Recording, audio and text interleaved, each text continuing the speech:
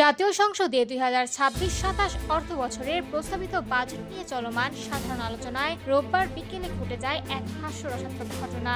সময়সীমা অতিক্রম করায় সরকার দলীয় সংরক্ষিত আসনের সংসদ সদস্য নীলোফার চৌধুরী মনিকে বক্তব্য সংক্ষিপ্ত করার নির্দেশ দেন স্পিকার হাফিজউদ্দিন আহমেদ। অধিবেশনের এক পর্যায়ে স্পিকার তাকে উদ্দেশ্য করে বলেন, 2 মিনিটে শেষ করুন, বাকি কথা টক শোতে বলবেন। স্পিকারের এমন মন্তব্যে পুরো সংসদ কক্ষে মুহূর্তেই হাসির রোল পড়ে যায়। কিছু সময়ের জন্য তৈরি হয় হাস্যরসপূর্ণ পরিবেশ, যা বাজেট অধিবেশনের গম্ভীর আলোচনার মাঝেও ভিন্ন মাত্রা যোগ করে। এর আগে বক্তব্যের শুরুতেই নীলোফার চৌধুরী মনি বিরোধী দলের বাজেট সমালোচনার জবাব দেন। তিনি দাবি করেন, সম্প্রতি বিরোধী দলের একজন সংসদ সদস্য বলেছেন কওমি মাদ্রাসায় কোনো বরাদ্দ দেওয়া হয়নি, যা সঠিক নয়। তিনি বলেন, কওমি শব্দের অর্থ গোষ্ঠী। বাংলাদেশ জাতীয়তাবাদী দল কোনো নির্দিষ্ট গোষ্ঠী বা ব্যক্তির জন্য নয়, বরং সমগ্র বাংলাদেশের মানুষের জন্য কাজ করে। তিনি আরো বলেন, সংসদে তরুণ প্রতিনিধিরা থাকলেও তারা তরুণদের বাস্তব সমস্যার চেয়ে গণভোট সহ অন্যান্য রাজনৈতিক ইস্যু নিয়ে বেশি কথা বলছেন।